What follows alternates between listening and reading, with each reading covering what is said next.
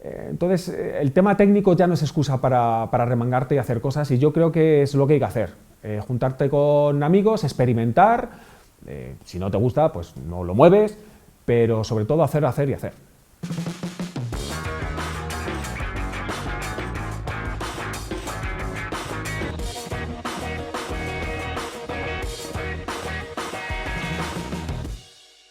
Nuestra productora se llama Dada Films and Entertainment y los socios somos Charlie Arnaiz y yo. De hecho, somos los codirectores de la película Anatomía de un Dandy. Y aunque la productora lleva tan solo 3 años, nosotros nos conocemos desde hace más de 10 años, más de una década, y hemos estado trabajando mientras tanto en televisión, en música, en cine. Todo surgió por un documental que hicimos en 2016 sobre un poeta llamado Luis García Montero. La película se llama Aunque tú no lo sepas. Y bueno, fue un proyecto muy vocacional. Charlie tiene muchas ganas desde hacía tiempo de hacer un documental sobre la figura de Luis García Montero. Yo me apunto a un bombardeo, yo no conocía su figura, y un poco también considero que eso es un poco el secreto de este éxito, ¿no? de esta pareja de cineastas que hacemos, que por ejemplo en el caso de Luis García Montero hicimos una película para gente que le gustaba mucho la poesía, como es el caso de Charlie, y gente que no conocía la figura de Luis García Montero, como es mi caso. Y de ese producto, de esa película, la verdad es que vinieron bastantes éxitos y dijimos, joder, ¿por qué no empezar a hacer otros proyectos juntos, ¿no? Y a raíz de ahí empezó todo. Pues el dedicarnos sobre todo a documentales biográficos y sobre todo culturales, pues es pasional, porque cualquiera que sepa un poco de documentales sabe que esto no, no es algo de lo que puedas vivir, y si es cultural, el nicho es muy pequeño, ¿no? Así que siempre lo hemos enfocado como hacer documentales que nos gustaría ver en pantalla, pero bueno, es pasional. Nosotros siempre buscamos que en todo lo que hacemos detrás haya una gran historia. Llevamos con esa filosofía desde que empezamos a trabajar juntos y creo que Anatomía de un Dandy no es una excepción. Y cuando empezamos un poco a plantearnos, oye, ¿y Francisco Umbral quién es? ¿Qué hay detrás, ¿no?, de esa figura? Empezamos a descubrir que había todo un personaje, eligió su nombre, eligió una estética y luego tenía unos dramas en su vida que son, parecen escritos por el mejor de los guionistas, ¿no? Como es la ausencia de un padre, la muerte de la madre y la pérdida de un hijo cuando tan solo tenía 5 años. Además era un escritor que se consideraba escritor espectáculo y todas sus apariciones en televisión pues eran dignas de ver, ¿no? En esa España de los 90, en esa televisión de los 90, en la que parecía que todo valía, que podías decir prácticamente cualquier cosa. La película empieza con una escena recreada de una entrevista que tiene una gran carga de cine negro, y eso al principio no estaba planteado así, sino que fue una decisión a posteriori, porque encontramos en plena investigación, en la fase de documentación, encontramos unas cintas que no habían sido publicadas y que contenían casi 30 horas de grabación de entrevistas del propio Francisco Umbral con un periodista. Entonces descubrimos que ahí había oro y le dimos tanta importancia que decidimos que la película se estructurara en base a esas entrevistas.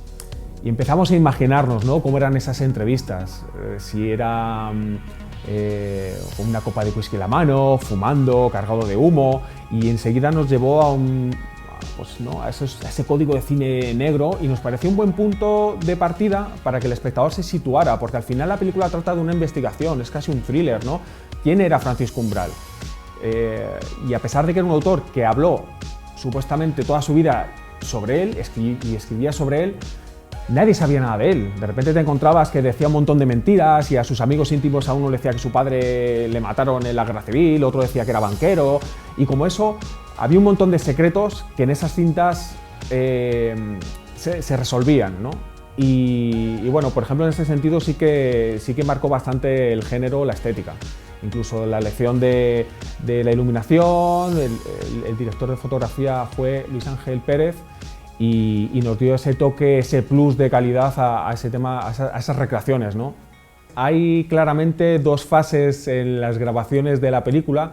Una primera fase que que posiblemente sean las primeras entrevistas que hicimos, las hicimos con las cámaras Sony Alpha S7 II. Lo que pasa es que, claro, una vez que empieza a crecer el proyecto, porque se asoció en esta producción con nosotros Malvalanda y nos ayudó un poco a buscar, a presentar la película a subvenciones, etcétera, cosa que nosotros nunca habíamos hecho, y pudimos enfocar el resto de grabaciones con algunas cámaras un poquito mejores. Usamos una Alexa Mini con óptica Scoop y Luis Ángel, el director de fotografía, optó por enfocar, o sea, por utilizar unos pequeños adaptadores que te hacen, no sé el nombre técnico, pero te hacen que cualquier lente tenga una distancia focal macro.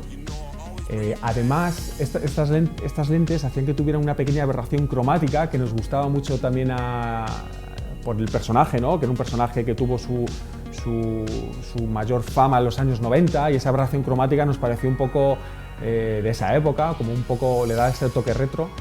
Y bueno, un poco esa fueron la configuración de cámara que tuvimos para esa segunda fase, ¿no?, de recreaciones. Mi relación con Willa viene de hace muchísimos años, y la verdad es que estamos muy agradecidos con ellos, porque incluso cuando hemos necesitado un poco más de ayuda con algún proyecto más pequeño, nos han dado un trato muy cercano. O sea, tienen esa parte profesional, pero también, por lo que yo he visto, si tú estás empezando también te pueden echar un cable, ¿no? Porque al final los cineastas que están empezando en un futuro serán los que puedan hacer películas grandes. En el caso de este personaje, de Francisco Umbral, la fase de documentación fue increíble, o sea, fue exhaustiva. Hasta el último momento, hasta la última semana, estuvimos seleccionando nuevas fotografías. Date cuenta que es un personaje que tiene 200 libros escritos, miles y miles de columnas en todos los periódicos del país, innumerables intervenciones televisivas con unas entrevistas de las de antes, ¿no?, de las de 1 hora y media sin música ni nada, y a eso hay que sumarle las entrevistas, las fotos, porque su mujer, María España, su viuda, fue fotógrafa. Entonces, el ir a su casa y llevarnos cajas y cajas de negativos, de fotografías, pues fue un arduo trabajo, pero también una gozada. Hay que tener en cuenta que cada foto que está en el documental, y es un documental con mucha carga de documentación, tiene una hoja de cesión de derechos que hay que gestionar, que hay que negociar, ceñirte a un presupuesto diseñado para este tipo de documentación.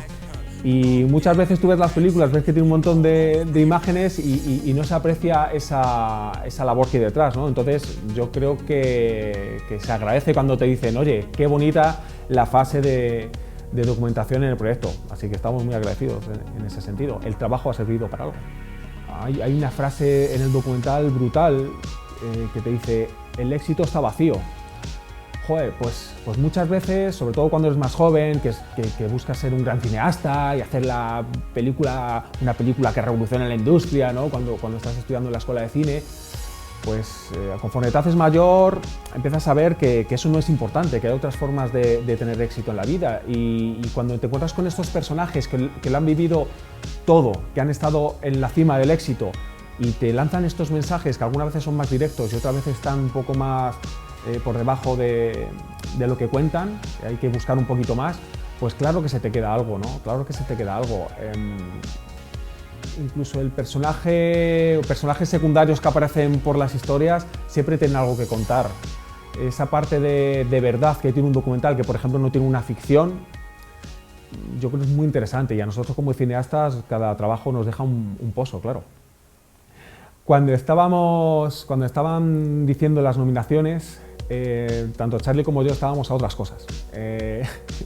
Charlie estaba con una videoconferencia del colegio de sus hijos y yo estaba entrevistando a un guionista para otro proyecto, y no estábamos pendientes, porque había tanto... Es un año tan especialmente bueno del documental que bueno, sabíamos que podíamos estar ahí, pero tampoco nos obsesionaba, y la verdad es que cuando empezó a sonar el móvil dijimos, ostras, creemos que algo ha pasado, y efectivamente lo recibimos con muchísima sorpresa, pero también alegría. Y luego, por otro lado, bueno, después de haber estado tantos años trabajando en el proyecto, pues es un reconocimiento, ¿no?, a toda esa labor. Entonces, pues bueno, pues agradecimiento a los académicos que nos votaron, que han visto nuestra película y les ha parecido que merecemos estar ahí. Y nada, pues en 2 semanas prácticamente son los Goya y bueno, vamos a intentarlo, estamos en las quinielas, o sea que el premio pues será bien recibido. Pronto encontraremos más documentales biográficos firmados por Dada, eso sin duda. Es algo que se nos da muy bien, que entendemos que es una gran responsabilidad el intentar resumir en tan pocos minutos toda una vida, y es algo que va a quedar para siempre y es algo que nos da vértigo y nos gusta. Pero también estamos intentando desarrollar otras formas de documental, más basada en épocas, en hechos o en temáticas.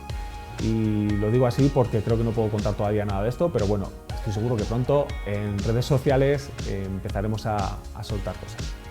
Yo lo tengo claro, yo a alguien que está empezando el sector le diría que se remangue y haga cosas. Ahora mismo todo el mundo tiene un móvil, entonces el tema técnico ya no es excusa para remangarte y hacer cosas, y yo creo que es lo que hay que hacer, juntarte con amigos, experimentar, si no te gusta pues no lo mueves, pero sobre todo hacer y hacer.